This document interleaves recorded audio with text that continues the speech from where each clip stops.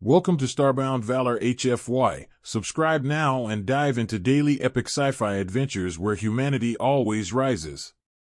The galaxy was quiet. Stars burned softly in the endless dark, and the great fleets of the Galactic Council drifted through space with pride. For 1,000 years, peace had ruled. No wars. No threats. The Council believed they had ended all chaos long ago. They believed they had destroyed the last monsters of history, humans. But one cold night in the far edge of the Orion Arm, a sensor station picked up something strange. A signal. Weak at first, then stronger. The operator, a young alien named Kalier, looked closer. It was not a natural signal. It was structured, repeating a drive signature. And it was human. His 4 eyes widened. "That's impossible," he whispered. "Humans are gone." He called his commander, but before any order could be given, the darkness outside the station began to shimmer. A shadow formed, a massive shape coming out of faster-than-light travel. The computers screamed warnings. Gravity spikes. Energy surges. The unknown ship appeared without sound, black as night, reflecting no light. It hung there, silent, cold, and alive. Across the galaxy, every communication channel buzzed. The Galactic Council summoned its members for an emergency meeting. High above the planet Alaris, the council hall lit up with panic. Representatives from hundreds of species shouted over one another. Reports poured in from border systems. The mysterious ship was moving slowly, scanning, ignoring every hail. Old memories returned to the older members of the Council, memories of Earth's last stand, centuries ago. The human wars had burned half the galaxy. It took all the other races to defeat them. But the victory came with a heavy cost. Entire worlds were lost. In the end, Earth was declared dead. The surviving humans scattered and were hunted. No one had heard from them since. Until now. Now one ship stood alone, massive and defiant. The Council's admiral, a scaled creature named Thurl, slammed his claw on the table. "Send a fleet," he commanded. "We'll destroy it before it spreads fear." The other members agreed. 1,000 ships were launched, battlecruisers, interceptors, and destroyers, forming a glittering wave across the stars. The fleet reached the edge of Sector 9 where the human ship waited. From a distance, they could finally see it clearly. It was a dreadnought, ancient human design, but much larger than any record showed. Its hull bore marks of battle, its engines glowing faintly blue. There were no visible crew lights. No movement. It looked like a ghost ship. The fleet commander, Admiral Thurl, opened communications. "Unknown vessel, identify yourself. You are trespassing in Council territory." Silence. The signal repeated. No answer. Thurl frowned and tried again.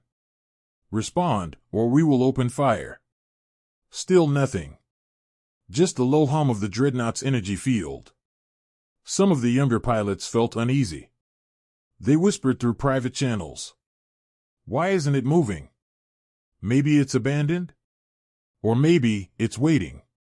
One of them laughed nervously, but no one joined. The silence of space felt heavier. Then, the ship moved. Slowly, its massive structure rotated. Its front weapons turned toward the fleet. No one fired. Everyone held their breath. Then a voice came through the speakers, a human voice, calm, deep, and cold. "This is the Terran dreadnought Valiant. Stand down." The voice was old, metallic, filtered through static. Every alien froze. The translator confirmed the impossible, human standard language. The fleet panicked. Some ships locked weapons, others pulled back. Admiral Thurl's hands shook, but he tried to sound strong. "Human ship Valiant, you are a relic. You have no right to exist. Surrender or be destroyed." A pause followed. Then the voice returned, colder than before. "Destroyed? You already tried that once." Before the Admiral could reply, Every screen on every ship flashed white. Sensors overloaded. Power drained. A blinding light filled space as the Valiant fired once, just once. When the light faded, 50 Council ships were gone. Not broken. Not burning. Gone, like they never existed. The rest of the fleet scattered in terror. Communications broke. The Valiant did not chase. It simply floated again, silent and calm, as if nothing had happened. Back in the council hall, chaos erupted. Some shouted to attack with everything. Others whispered that war with humans meant death. Admiral Thurl returned from the battle, pale and trembling. "We fired first," he said. "We never stood a chance." The council demanded answers. What was this ship? How could it exist? Who commanded it? But no one knew. The Valiant sent one more message across all frequencies, reaching every planet, every world. The voice spoke only one sentence. "We are humanity.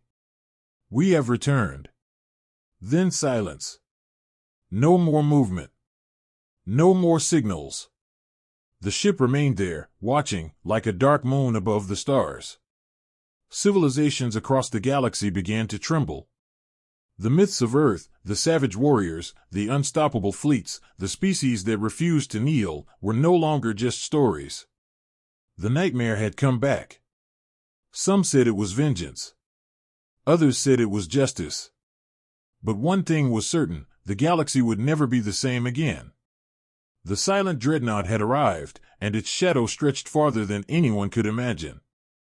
The Galactic Council chamber was filled with voices, panic echoing through every corner of the vast dome.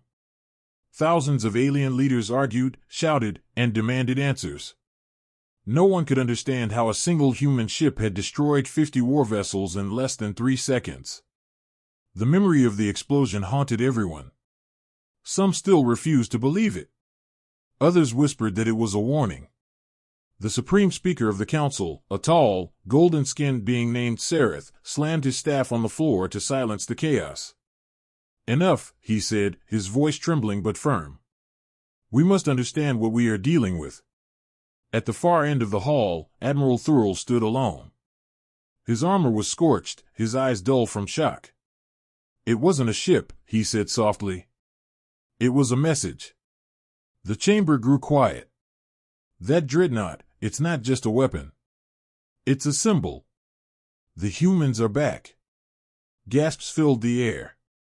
The younger species had only heard legends, tales of the Terran wars when humanity stood alone against the entire galaxy.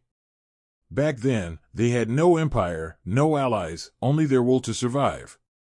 The Council had united to destroy them, calling them monsters, but even united, it had taken decades of blood. The humans were believed to have been wiped out, Earth burned, its colonies silenced. Yet now one ship carried their flag again. The Council's historians were summoned. Ancient files were opened, sealed records from a war that had been hidden for centuries. The chamber darkened as holograms flickered to life, scenes of old battles, human fleets burning yet refusing to surrender. Every alien present felt a chill. Even in defeat, the humans had made the galaxy bleed. One old historian, a frail creature with crystal skin named Relka, stepped forward. "We feared them for a reason," he said. "Humans fought like no other species. When cornered, they became unstoppable. It was not power that made them dangerous, it was their spirit." He paused, looking around the silent chamber. "If even one of their dreadnoughts survived, it means they never died. It means they were waiting." The speaker's voice shook. "Waiting for what?" Relka met his eyes. "For us to forget." The chamber erupted again. Panic spread. Some demanded immediate war. Others begged to open communication. Admiral Thurl, still pale, warned them. "You don't understand. We tried. That ship didn't respond until it wanted to. It controls everything, it sees everything. It could have destroyed all of us, but it didn't." "Why?" asked the speaker. Thurl shook his head. "I think it's watching us." The Council's scientists were ordered to study the sensor data. What they found was terrifying. The Valiant's energy readings were off the charts, beyond any known technology. Its shield was impenetrable, its weapons unknown. Worse, the ship's design suggested it was centuries old, yet it moved like something newly built. The engineers whispered of impossible things, self-repairing hulls, living metal, energy drawn from the very fabric of space. The speaker stared at the hologram of the ship. If this is true, then humanity has advanced beyond us all. No one disagreed. Across the galaxy, fear spread faster than light. News networks replayed the destruction of the Council fleet again and again. Whole planets began to panic. Some military commanders prepared for war, others fled to deep space. Rumors filled the stars. Some said the humans were gods. Others said they were demons. But everyone knew one thing: the balance of power was broken. The Council called an emergency war meeting. The admirals gathered, their ships orbiting above Alaris. Plans were drawn, fleets organized. Yet every strategy ended the same way, with defeat. They had no weapon strong enough, no defense fast enough. "Then we must strike first," said Thurl, his voice low. "If we wait, they will destroy us." The speaker hesitated. "Strike, the humans? Are you mad?" "They have one ship," Thurl said. "We have thousands. If we attack now, we might end this before it begins." The room fell into uneasy silence. No one wanted another Terran war. The last one had nearly ended civilization itself. Still, fear made them desperate. The speaker finally nodded. "Very well. But we will not call it war. We will call it a containment mission." Across the galaxy, fleets were mobilized in secret. Armadas gathered near the border sectors, cloaked and armed. But the humans already knew. The Valiant remained silent, drifting near the old ruins of a dead star. Its scanners picked up every movement, every transmission. Inside the ship, deep in the command chamber, a lone human sat in a dark chair, eyes fixed on the holographic map of the galaxy. His name was Commander Eric Kane. His face was old and scarred, his eyes calm and full of purpose. "They're preparing," he said softly. A synthetic voice answered him, deep and emotionless. "As expected." "Should we strike first?" Kane shook his head. "No. Let them come. The galaxy needs to remember what it created." Back in the Council chamber, the speaker received new reports. The fleets were in position. The strike was ready. Admiral Thurl gave the order. "We will hit them with everything we have." The countdown began. Missiles armed, cannons charged, ships moved into formation. Across billions of kilometers, the target was locked, the single human dreadnought. Then something happened. Every ship's system flickered. Lights dimmed. Screens froze. One by one, their weapons went offline. A voice echoed across the fleet, the same cold, calm human voice that had spoken before. "You should have stayed silent." And then the stars turned white. The dreadnought's energy pulse rippled across space, disabling every warship without destroying them. No one died. No one was hurt. But every captain understood the message. The humans could kill them all, yet chose not to. When power returned, the voice spoke once more. "We don't seek war. But we will not run." In the Council chamber, silence reigned. The speaker looked up at the stars through the dome and whispered, "Then what do they want?" No one answered. Outside, the Valiant waited, patient and still, like a storm building on the edge of forever. The galaxy had not slept since the return of the human dreadnought. Every world under the Council's rule was filled with whispers, fear, and questions that no one could answer. On news channels, the same words repeated again and again: "The humans are back." But what did they want? Why had they returned now, after centuries of silence? On the Council's homeworld, the great archives were opened for the first time in generations. Deep below the marble towers of Alaris, a young historian named Varen was called before the council. He was known for his obsession with old Earth records and forbidden human data. Now, the council needed him. "Tell us," said the speaker, her golden face pale under the light, "what do you know of the last days of humanity?" Varen hesitated. The stories were dark and painful. But he began. Long ago, before the council united, there were wars across the stars. The humans were explorers first, then soldiers. They built colonies everywhere. But the council feared them. They were spreading too fast, too bold, too clever. So, the council acted.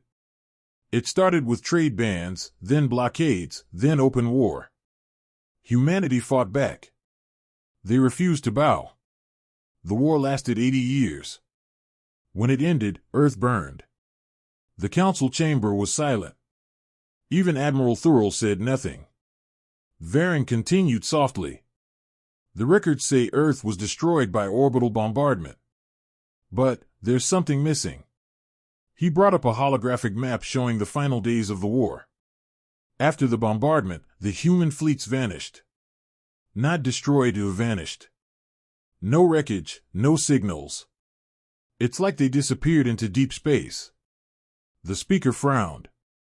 "You mean they escaped?" Varen nodded. "Perhaps. And if the dreadnought we see now is truly theirs, then it means they didn't die. They rebuilt." The older council members exchanged worried looks. The thought that humanity had survived in the shadows terrified them more than any weapon. The speaker leaned forward. "Do you have proof?" Varen hesitated again. "I found something hidden. A transmission, sealed in the council's oldest archives. It's from the last human leader before Earth fell." He pressed a key, and the chamber darkened. The hologram flickered to life, showing a scarred man in a torn uniform. His voice was low but full of fire. "To the council who calls itself just," he said, "you may burn our cities, but you cannot destroy what we are. We will not forget. If you come for Earth again, we will return." The hologram ended. The chamber stayed silent for a long time. The air felt heavy. The speaker whispered, "It's a warning." Admiral Thurl clenched his fists. "No," he said. "It's a promise." Outside, the galaxy stirred. The message spread across the stars. Every race remembered the old wars, the destruction, the fear. Some began to question the council's history. Were the humans truly the villains? Or had the council been the aggressor? Protests began on distant planets. Some species even sent private signals toward the human dreadnought, hoping to communicate, maybe even ally. But the Valiant remained silent. It only watched. Inside the dreadnought, Commander Eric Kane stood before the viewport, his reflection fading against the stars. He had seen the council's fleets gathering again, he had heard their threats, but he also knew the truth: this was not just war. This was justice long delayed. His second officer, a young woman named Mara, approached him quietly. "They're searching their archives," she said. "They found the message." Kane nodded slowly. "Good. They need to remember what they did." "What if they come for us again?" she asked. "Then," he said, "they will learn again why humanity survived when it shouldn't have." Back on Alaris, the council continued to debate. Some leaders wanted peace. Others demanded total destruction of the Valiant. "If we allow them to live," one senator shouted, "they will destroy us later." Another argued, "If we attack again, they will destroy us now." The chamber divided. But deep down, all of them knew the truth: the humans had returned not to conquer, but to remind. The speaker finally ended the session with tired eyes. "We will send envoys," she said. "We will try to talk." Admiral Thurl shook his head. "They won't listen." "Perhaps," she said, "but we must try." The envoy fleet was prepared, unarmed ships carrying diplomats and translators. They were sent toward the dreadnought's location in the Oris Belt.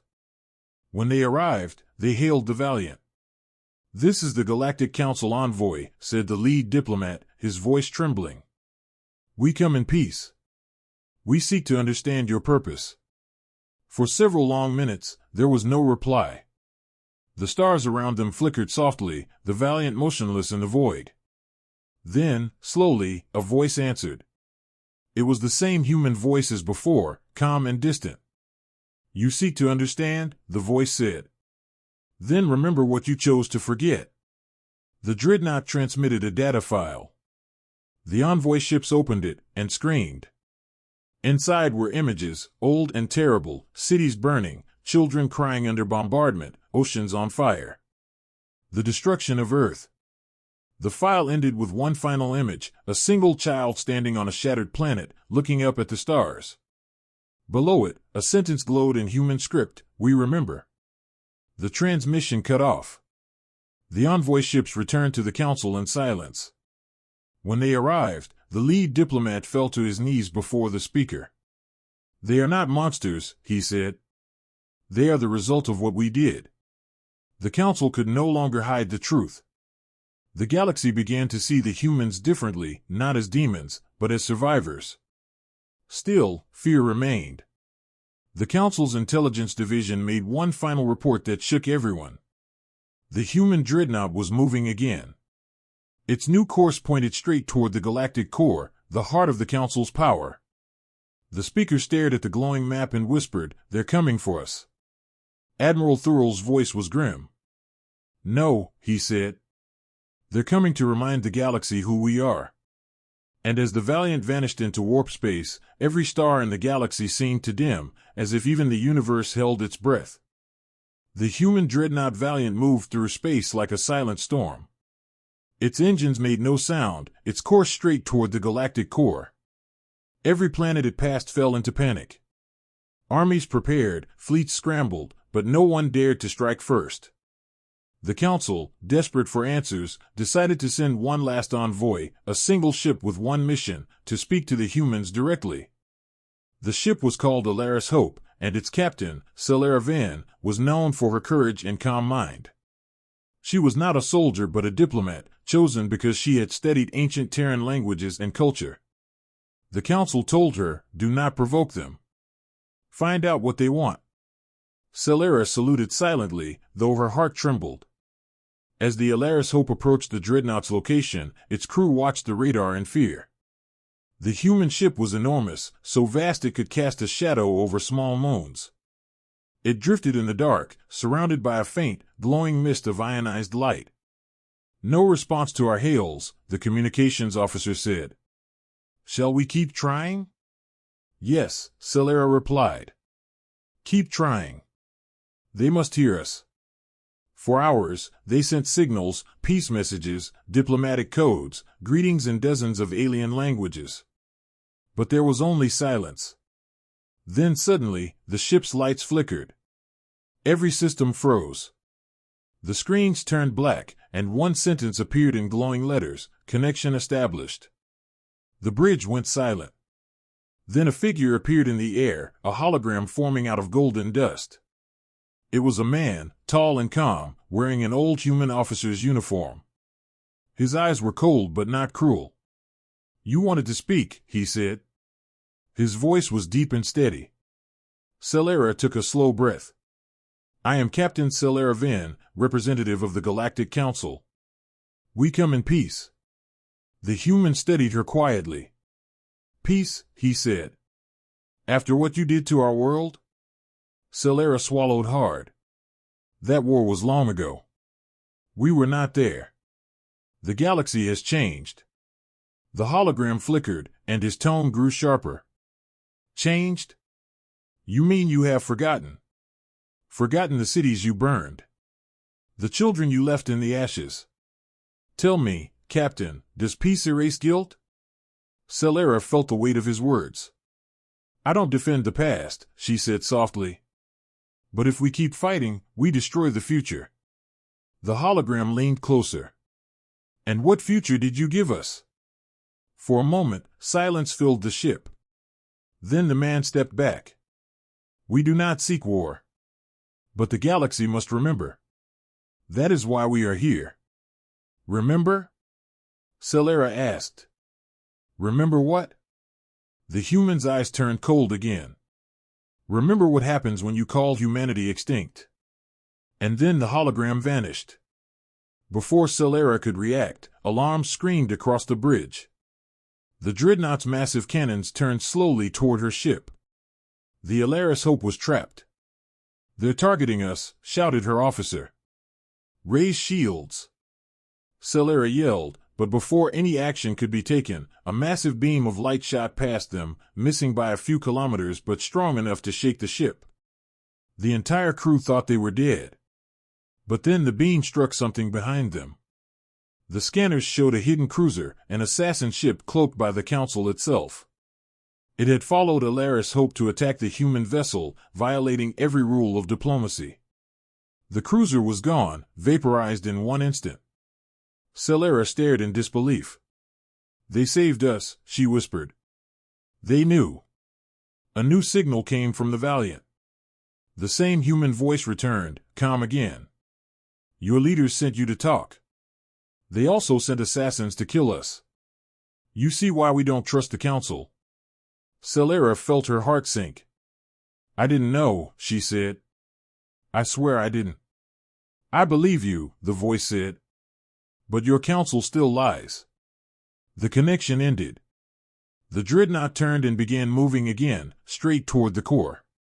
On Alaris, the council's chamber erupted with chaos when they learned what happened. The speaker demanded answers. Who authorized a strike during the peace mission? No one answered. The military commander who had ordered the assassination refused to speak. The speaker shouted, You have doomed us all. Admiral Thurl, now weary and full of doubt, said quietly, The humans gave us a chance. And we threw it away. As the council argued, the Valiant crossed into restricted space. Entire fleets moved to block it, but none dared to fire.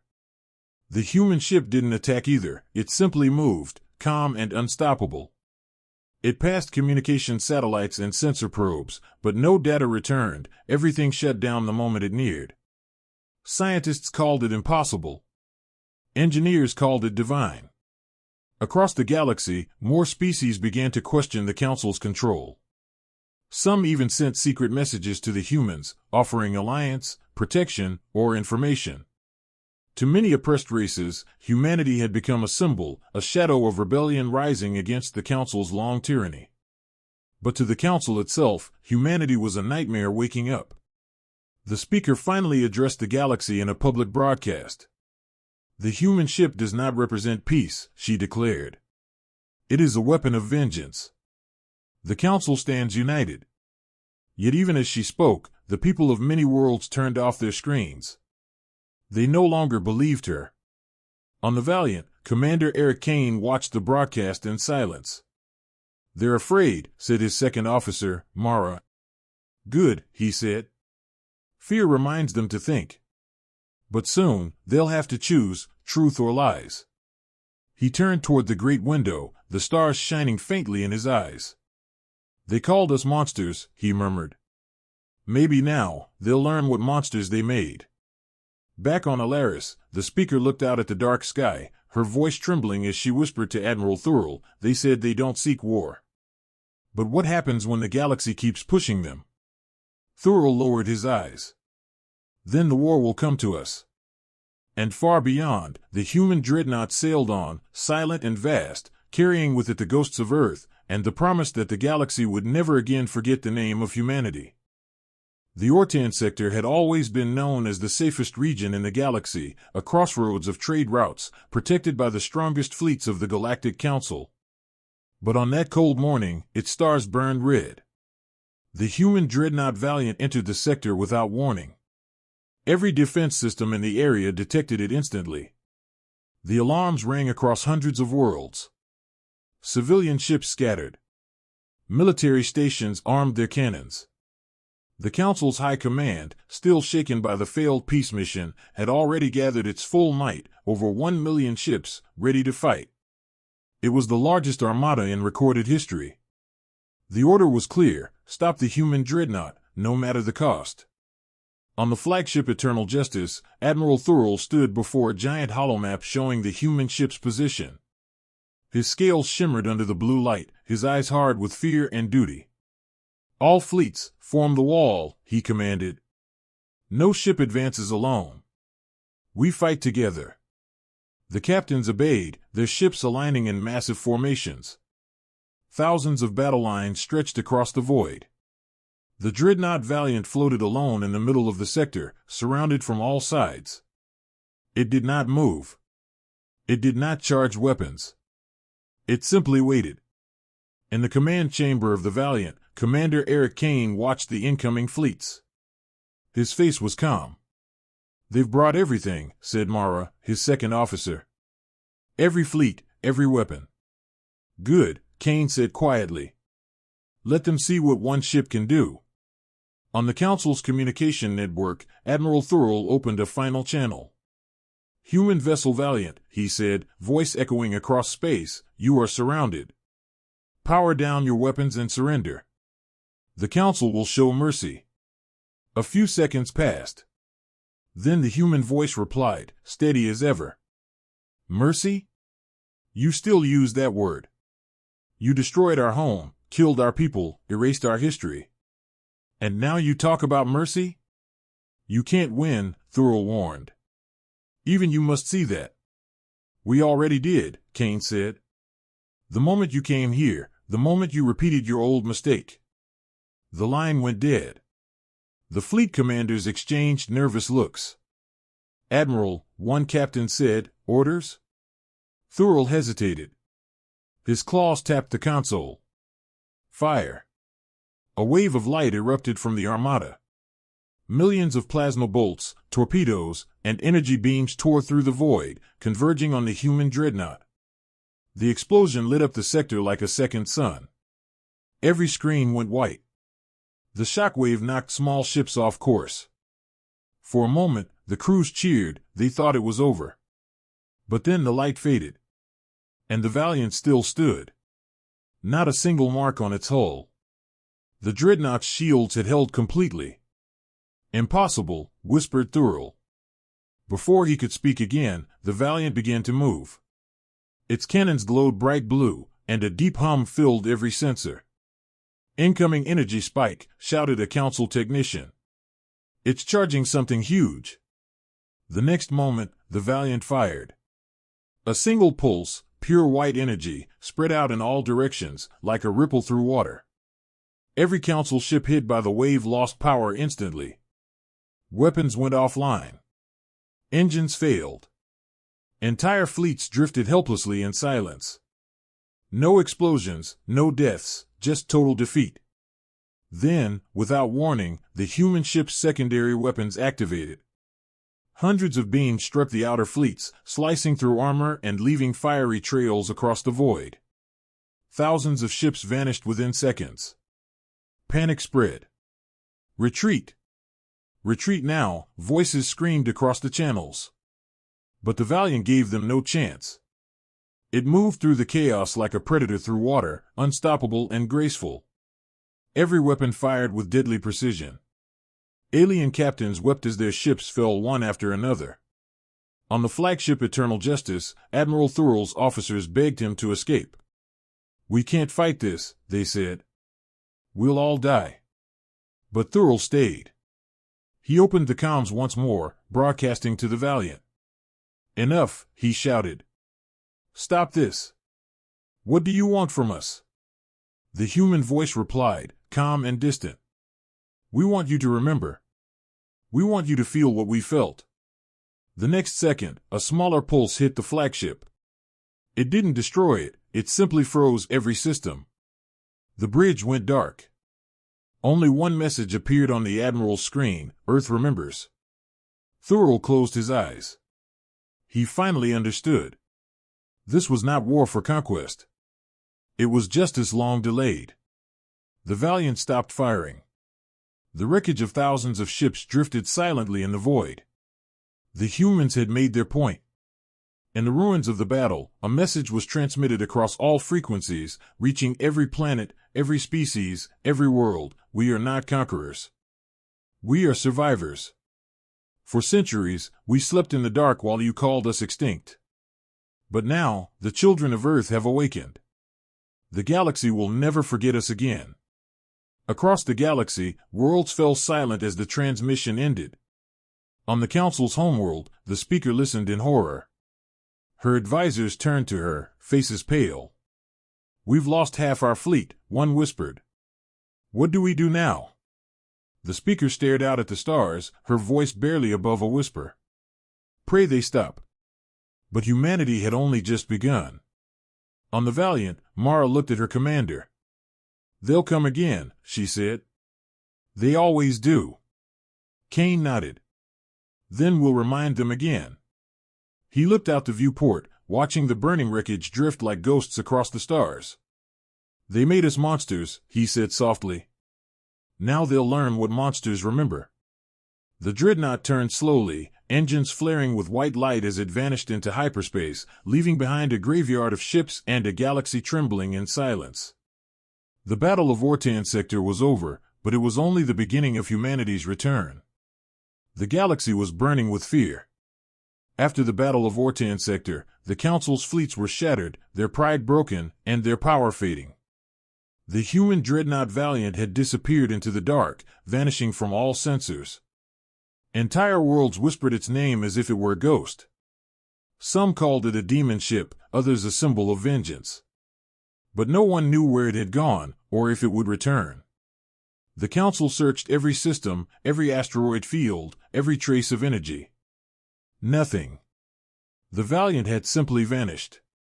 But far beyond the edge of the known galaxy, in the shadow of a dying red star, something stirred.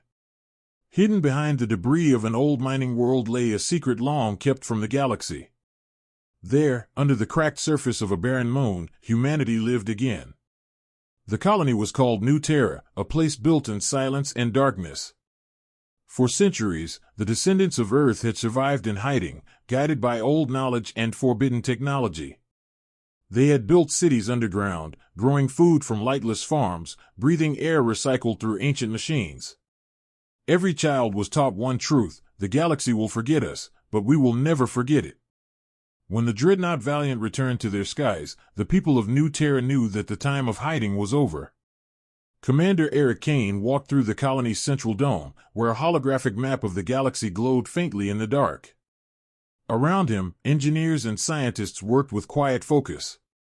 "The Council's forces are broken," said Mara, his second officer, following him. "The galaxy fears us now. We could strike. We could take everything." Kane shook his head. "That's not why we came back. We don't want to rule. We want the truth to live again." She frowned. "And if they come for us?" "Then we remind them again," he said softly. In the lower levels of the colony, children played beside the metal walls, their laughter echoing through the tunnels.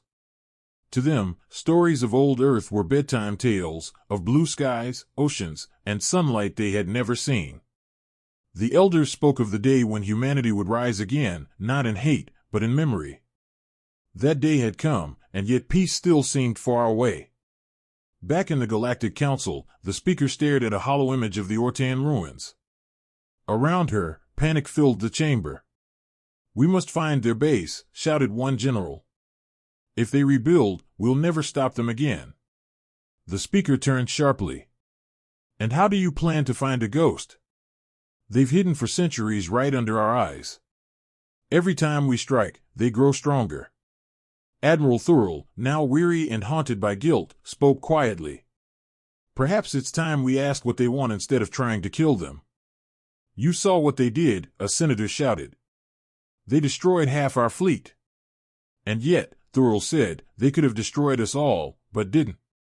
Doesn't that tell you something?" Silence filled the chamber. None of them wanted to admit it, but he was right. The humans had shown mercy when they could have ended everything. Still, the Council's fear ran deep. They approved a secret operation, Operation Eclipse, to locate and destroy the human base once and for all. Spy drones and cloaked probes were sent across the galaxy. Days turned into weeks, and finally, one drone picked up a faint signal, a power signature matching human design. It came from the shadow of a dead red star. The Council's agents smiled. They had found new Terra. Back on the colony, alarms rang. "We've been detected," a technician shouted. "A Council probe just passed the outer ring." Kane's expression hardened. "Evaluate the outposts. Bring the defense systems online." The entire colony came alive. Massive gates opened beneath the moon's surface, revealing hidden missile arrays and plasma cannons built into the rock. Old Earth AIs, silent for centuries, powered on, their digital eyes glowing blue. "Defense protocols active," a mechanical voice announced. Kane stood on the command platform. "They're coming," Mara said. "All of them." "Let them come," he replied. "This time, we won't run." Across the void, a fleet of Council warships entered the system. They had learned nothing. The Speaker had forbidden this mission, but the generals ignored her orders.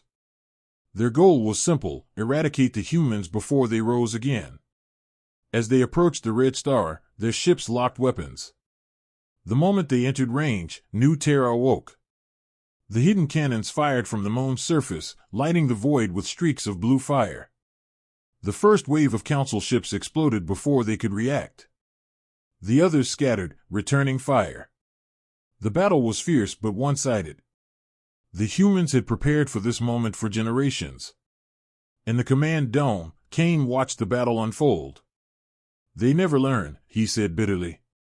"Every time we show mercy, they come back with guns." "We can't destroy them all," Mara warned. "If we do, the whole galaxy will turn on us." "We don't need to," Kane said. "We only need to show them what happens when they chase ghosts." The human AIs released a pulse of code, a viral attack that spread through the Council's systems. Within minutes, their ships went dark, their weapons locked, their engines silent. Kane opened a channel to the surviving captains. "You came here to destroy us," he said. "But all you've done is remind us why we must never trust you. Go home. Tell your Council we are not their enemies. But if they come again, we won't stop next time." The line went dead. The surviving ships fled into hyperspace, leaving behind their dead. On New Terra, the battle ended. The colony stood untouched. The humans had defended their home without losing a single ship. In the quiet aftermath, the children of New Terra looked up at the dark sky beyond their dome. For the first time, they saw a message written in light across the stars, broadcast from the Valiant: "Humanity lives." On Alaris, the Speaker watched the message and whispered to herself, maybe that's what they wanted all along, to be remembered. And somewhere beyond the Red Star, Commander Eric Kane looked toward the core and said, "Now they know we exist. The next move belongs to them." After the humans revealed their hidden colony, the galaxy trembled. The Council's fleets had been scattered, their pride shattered, yet fear did not stop them. They could not accept that a single species had survived, grown stronger, and now challenged their rule. Across countless worlds, spies and assassins were dispatched in secret, sent to the shadowed corners of space to find new Terra and eliminate the humans once and for all. But the humans were ready. Commander Eric Kane had anticipated every possible move. "They will strike through shadows," he said calmly to Mara, his second officer, "but shadows can be controlled if you know their source."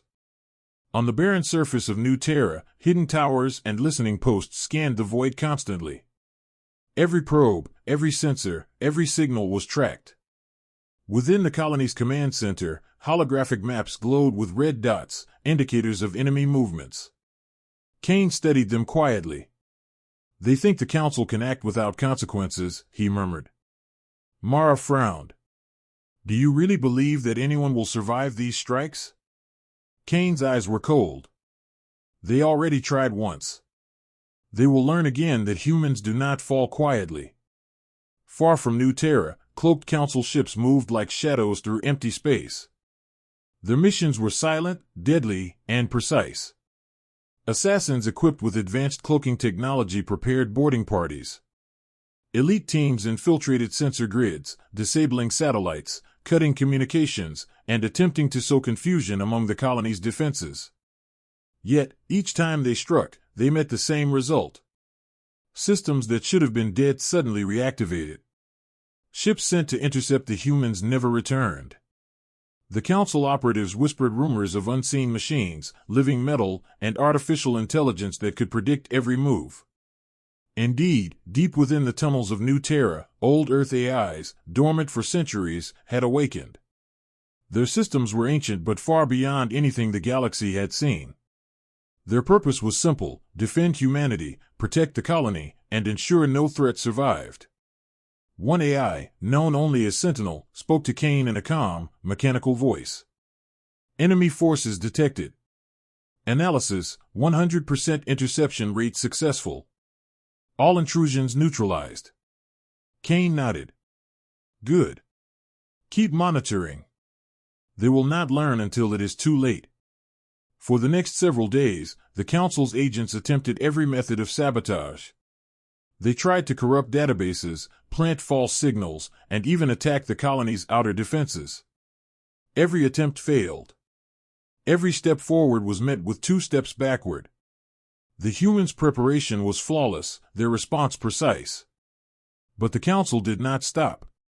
Fear had become desperation. Entire fleets moved to the outer edges of the Red Star system, hoping to find the human ships hiding in the shadows. Meanwhile, Kane gathered his officers in the command room. They still don't understand, he said. They think fear will make us bow. They think shadows can destroy what they cannot see. But the shadows are ours to control. Mara studied the maps. Commander, the AIs are remarkable. They act without instruction, but they follow your command perfectly. Every strike is neutralized before it begins. Kane nodded. That is exactly why we survive. The galaxy believes humans are weak. That is its greatest mistake. Back in the council chamber, the speaker and her generals argued endlessly. Some demanded a full-scale assault, others warned it would lead to annihilation. We cannot fight what we cannot see, one general admitted, voice shaking. Every probe fails. Every strike is countered. The humans have built traps for every move we make. The speaker's face was pale. Then we must find another way. We must communicate, not attack. But many of her advisors ignored her. They could not accept the humans' return without vengeance. On the edge of the colony, a council assassin ship approached silently. Its cloaking field made it invisible even to the most advanced sensors. The crew thought they had found the perfect chance to strike. Boarding pods were launched. Inside New Terra, the old Earth AIs detected the movement instantly. Unknown boarding craft detected, Sentinel announced. Interception protocols engaged. Without a sound, automated defense systems activated. Electromagnetic pulses disabled the intruder's systems. Their pods dropped harmlessly into the surface below. Within minutes, the humans had located the boarding team. Every officer and soldier aboard the assassin ship was captured, then sent drifting in empty space with a warning. Kane addressed his officers calmly. This was only the beginning. The Council believes shadows will hide them. Let them continue. Every strike teaches them what humans are capable of. Mara nodded, her expression grave. They will not stop. No, Kane said, looking out the viewport at the void beyond the dome. And that is why they will fail. News of the failed assassination spread quickly through the galaxy. Whispers of impossible technology, living machines, and unseen defenses reached distant worlds. Some began to fear the Council more than the humans. On several planets, secret envoys reached out to New Terra, offering allegiance or protection. Humanity, once thought extinct, was becoming a symbol of resistance, a shadow of power rising against the oppressive Council. Kane watched the reports silently. They remember fear, he said to Mara. But they do not yet understand respect. That is coming. And when it arrives, the galaxy will change forever. As the days passed, more Council agents attempted infiltration. Every attempt failed. Every mission ended in confusion or defeat. Humanity had built not just a colony, but a fortress, a network of unseen defenses, and a mind that predicted the enemy before it acted. Shadows no longer belonged to the Council, they belonged to the humans. Kane stood on the command platform, looking out at the stars. "We have survived," he said softly, "not by firepower, not by fleets, but by memory, by intelligence, by patience. They wanted to destroy us, but we have survived. And now, we are ready for what comes next." Mara nodded, understanding his meaning. "The galaxy has forgotten Earth," she said. "But it will remember humanity again. Soon." Kane turned, eyes hard and determined. "Yes," he said. "And this time, they will not forget. Not ever." The shadows of Earth had risen, and they would not be ignored. The galaxy had never seen such fear before. Across hundreds of star systems, fleets of the Galactic Council drifted in silence, crippled by the humans' return. Every strike they attempted, every maneuver, every plan had failed. The dreadnought Valiant and the hidden colony of New Terra had outmaneuvered them at every step. Panic gripped the Council's leaders. The speaker paced the great chamber, her golden robes shimmering under the artificial lights. "We cannot continue like this," she said. "Our fleets are falling. Our authority is slipping. If the humans continue, the entire galaxy will turn against us." Her generals argued, shouting over one another. "We need a final strike," one insisted. "We must destroy them before they grow stronger." Another shouted, "Strike and you will bring total annihilation upon us. Do you not see their power?" Admiral Thurl, weary and haunted by past mistakes, stepped forward. "Our weapons cannot reach them. Our fleets are useless. We are fighting ghosts." The speaker's eyes widened. "Then what do you propose?" Thurl's gaze was steady. "We need diplomacy. But not now. First, we survive. Then we learn." Outside the Council, across the void of space, the humans were already moving. The Valiant glided through hyperspace, silent and unstoppable. Its destination was clear, the heart of the Council, the capital worlds where power was concentrated. Mara, standing beside Commander Eric Kane in the command chamber, observed the strategy boards. "They will not see it coming," she said. Kane nodded. "The galaxy believes in their fleets, in their control, in their authority. That is their weakness. Authority dies the moment it fears what it cannot control." Deep within New Terra, the ancient Earth AIs prepared for the coming strike. Defensive systems activated automatically, energy shields raised around the colony, and weapon arrays hidden for centuries came online. Every Council probe, every spy, every assassin was neutralized before it could reach the human base. The AIs had evolved to anticipate attacks even before they were made. "All enemy movements detected and intercepted," said Sentinel, the lead AI. Kane turned to Mara. "They are learning nothing. Every time they strike, we teach them again." Across the Council worlds, fleets scrambled. Ships that had once been invincible were now drifting lifeless in the void. Their weapons frozen, engines dead, crews panicked. The humans did not destroy them, they merely reminded the galaxy of their power. The Council's spies sent frantic reports. "Every fleet in the Ortan and Alaris sectors is down," one operative whispered. "Our soldiers are surrendering in fear before they even meet the humans." The speaker slammed her fist on the table. "Impossible. How can a single species, hiding for centuries, be stronger than all of us?" But the proof was everywhere. On distant planets, ambassadors reported intercepted messages from humans. "We do not seek war, but we will defend ourselves," they read. "The galaxy will remember." Realizing the Council's fleets could no longer challenge them, Commander Kane ordered a calculated move. The Valiant emerged from hyperspace above the Council's capital planet, a dark moon casting shadows over the city. Sensors lit up. The planet's orbital defenses activated. Missiles streaked through space. Beams of energy arced toward the dreadnought. And then the humans acted. A pulse of energy, unlike anything the Council had ever seen, struck every defense system at once. Shields overloaded, weapons jammed, engines froze. The orbital batteries became useless. Ships attempting to intercept were either disabled instantly or vaporized with precision. In minutes, the Council's strongest defense networks fell silent. Mara looked at Kane. They won't know what hit them until it's too late. Kane nodded. Exactly. They built their empire on fear and control.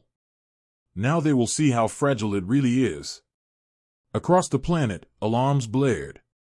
Council leaders ran through corridors, their faces pale. Thurl, watching from the flagship in orbit, realized the inevitable. "It's over," he muttered. "Everything we built, gone." From the Valiant, Kane sent a single message to every Council world. The voice was calm, cold, and unyielding. "You built an empire on lies. You ruled through fear. You forgot that the children of Earth once walked these stars. We have returned. Your fleets, your weapons, your threats, they mean nothing. The galaxy will remember humanity." Silence followed. Not a single Council ship responded. Every system had been paralyzed. Entire worlds shook under the weight of the humans' presence. On the capital planet, Council leaders were powerless, watching as the dreadnought drifted above their cities, unmoving, silent, yet commanding. The speaker realized her authority had ended. She slumped into a chair, unable to speak. Thurl approached her. "They have reminded us of who we tried to destroy," he said softly. "And now, we fall." Across the galaxy, news spread. Worlds loyal to the Council began to question their leaders. Some sent secret envoys to New Terra, offering allegiance, support, or surrender. Others simply hid, waiting for the humans' judgment. Kane observed all of this from the bridge of the Valiant. He spoke softly to Mara, who watched the communications feed with him. "They feared us once," he said. "Now they fear themselves. And that fear will teach them more than any battle ever could." Mara nodded. "The galaxy has begun to change." "Yes," Kane replied. "And it will never be the same again." The Valiant remained above the capital world, a silent shadow, carrying centuries of memory, vengeance, and warning. The Council, once mighty, was broken. Its fleets were destroyed or paralyzed. Its leaders were humiliated and powerless. Humanity had returned not with armies of thousands, but with one ship, one colony, and the weight of history.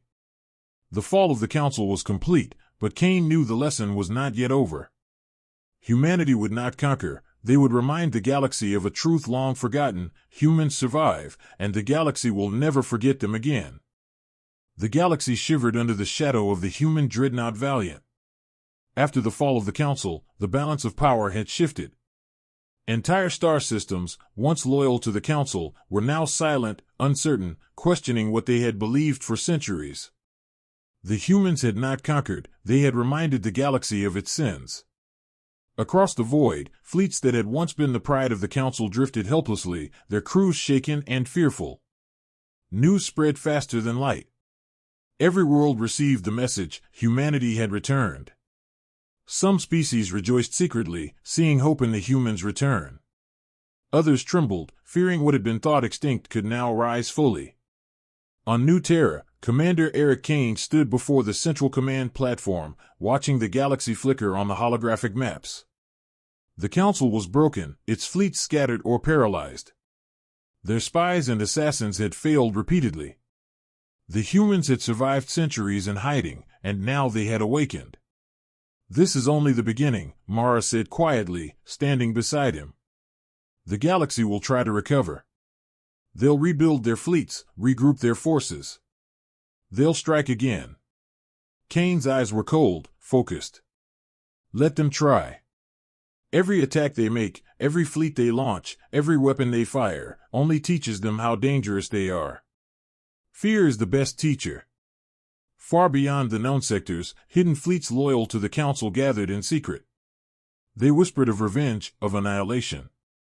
But they underestimated the humans' preparation.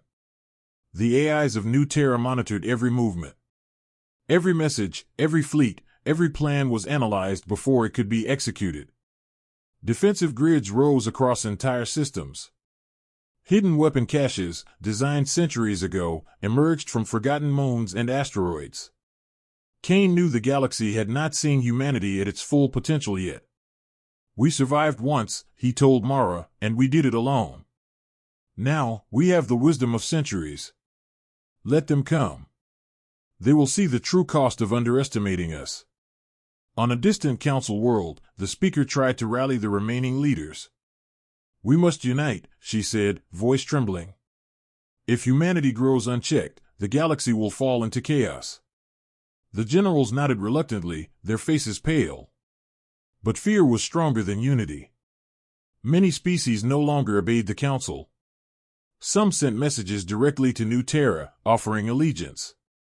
Others fled into uncharted space. The speaker realized the truth: humanity's return had shattered not just fleets, but faith, authority, and order. Meanwhile, the humans were not idle. The Valiant glided through the void toward systems that had long been oppressed by the Council. Kane's voice was calm as he addressed his officers. "We do not seek conquest," he said. "We do not seek war. But the galaxy must remember who we are. Every world that suffered under the Council's rule will know that we are here, and that we survive." Mara nodded. "And those who oppose us?" Kane's eyes hardened. "They will see what history has made them forget."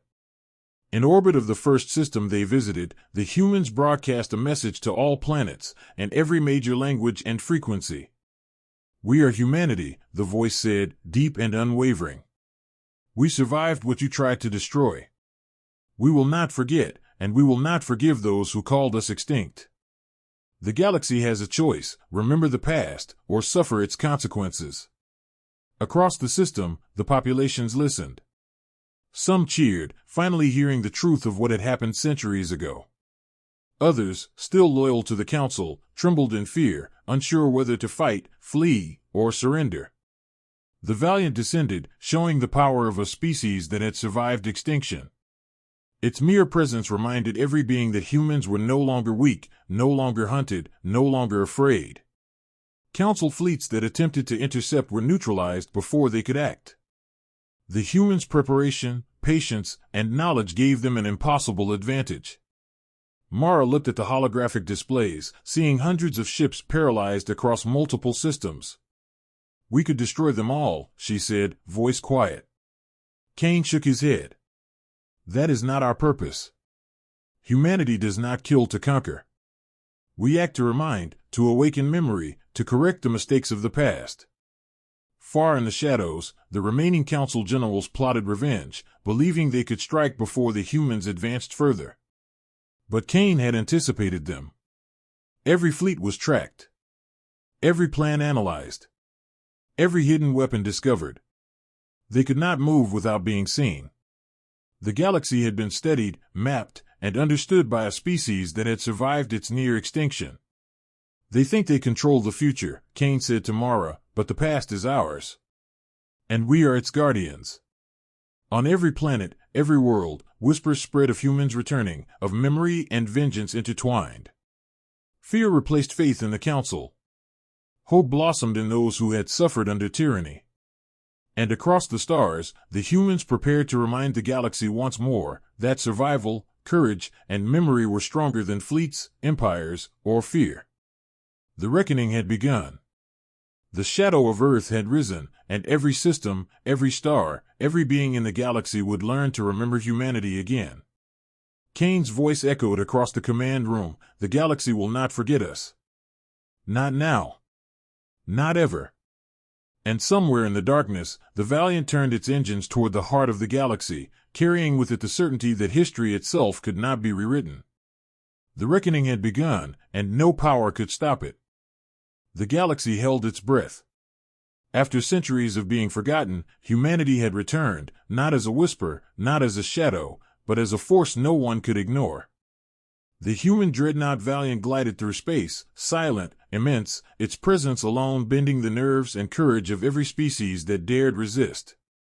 From the hidden colony of New Terra, Commander Eric Kane watched the star maps flicker, showing fleets frozen mid-action, worlds trembling, and the remnants of the once mighty council scattering into the void. "It is time," he said, his voice calm and resolute. Mara, his second officer, looked at him with a mix of awe and concern. "Time for what?" Kane's eyes scanned the galaxy, cold and determined. "Time to end their illusion of control. Time to remind them that humanity cannot be forgotten." Across the core worlds, the Council struggled to maintain order. Their fleets were paralyzed, their authority shattered, and fear gripped even their bravest generals. The Speaker, pale and trembling, attempted to rally her advisors. "We must unify our remaining forces," she said. "We must resist." A general snorted. "Resist? Our fleets are disabled, our spies captured, our colonies in panic. Resistance is impossible." Thurl, standing silently by the window, finally spoke. "No," he said, voice low. "Resistance is already too late. Humanity has returned to claim what is theirs by memory and right. All we can do now is hope they show mercy." But mercy had its own rules. On the bridge of the Valiant, Kane studied the galaxy's map. Every system under the Council's former control was visible, each world glowing with life, yet trembling with fear. "We will strike only where necessary," he said. "We do not destroy for pleasure. We act to correct centuries of silence, of erasure, of forgetting." Mara nodded. "And the rest?" Kane smiled faintly. "The rest will remember. That is enough." The first world to receive humanity's return was Alaris, the heart of the Council's empire. The humans emerged from hyperspace silently, their presence eclipsing the capital planet. On the surface, millions watched as a single dreadnought hovered above their cities. Messages flooded every channel, every frequency, every device. The human voice was calm, deep, and unyielding. "You ruled through fear. You erased our history. You called us extinct. We have returned, not to conquer, but to remind you. Remember, or be lost in memory forever." Across the cities, the people trembled. Some wept at the truth finally revealed, others, loyal to the old council, hid in terror, knowing their empire had crumbled. The Valiant activated its presence in orbit, a quiet signal more powerful than any weapon. The orbital defenses of the planet flickered and failed, not destroyed, but neutralized. Ships sent to intercept the humans drifted helplessly in space. Every probe, every signal, every surveillance system was shut down before it could act. Humanity's return was absolute, its power undeniable. Kane watched quietly, letting the lesson sink in across the planet. "They need to understand," he said. "Power is nothing without respect." Meanwhile, across the galaxy, other worlds that had suffered under the Council's tyranny received the same message. Trade colonies, mining stations, and distant settlements listened, watched, and finally understood. Hope blossomed where fear had reigned. The humans had returned not to subjugate, but to awaken memory, to remind the galaxy that they had survived and endured what no other species could. On the Valiant, Kane and Mara prepared for the final demonstration. Hidden fleets, long thought extinct, emerged from the shadows, controlled by ancient AIs that had lain dormant for centuries. Thousands of ships, perfectly synchronized, moved through space with precision beyond comprehension. The galaxy watched in awe. Humanity had not only survived, they had mastered time, technology, and strategy beyond any known limit. The Council's remaining leaders attempted one last desperate measure. They assembled fleets in secret, hoping to ambush the humans before they could act. But every move had been anticipated. Every fleet was intercepted, every signal blocked, every attempt neutralized. Kane smiled at the reports. "They think the past can be hidden," he said. "But the past remembers." Finally, Kane broadcast a single, galaxy-wide message. The Valiant hovered in orbit over the core worlds, its white lights glowing across millions of kilometers. "We are humanity," the voice said. "We survived your wars, your erasure, your cruelty. We have returned not to conquer, but to remind the galaxy that memory is stronger than fleets, courage stronger than fear, and survival stronger than death. Remember us, for we will never forget you. Across the stars, the message spread. Fleets stood down. Planets ceased resistance.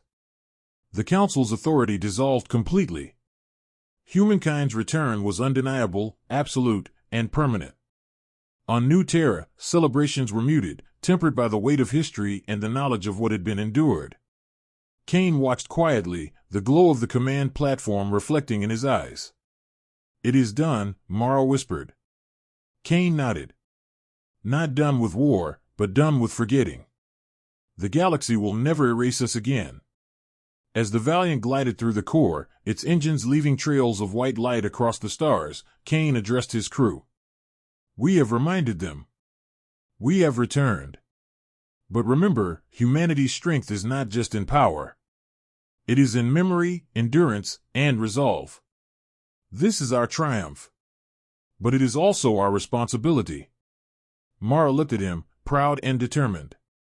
"The galaxy will remember us now, Commander." Kane's eyes turned to the stars, distant, cold, and resolute. "Yes," he said softly. "And they will remember what it means to awaken a species they thought extinct." The dreadnought disappeared into the void, carrying humanity's message across every corner of the galaxy. The era of forgetting had ended. Humanity had returned. Humanity had triumphed. And the galaxy would never, ever forget.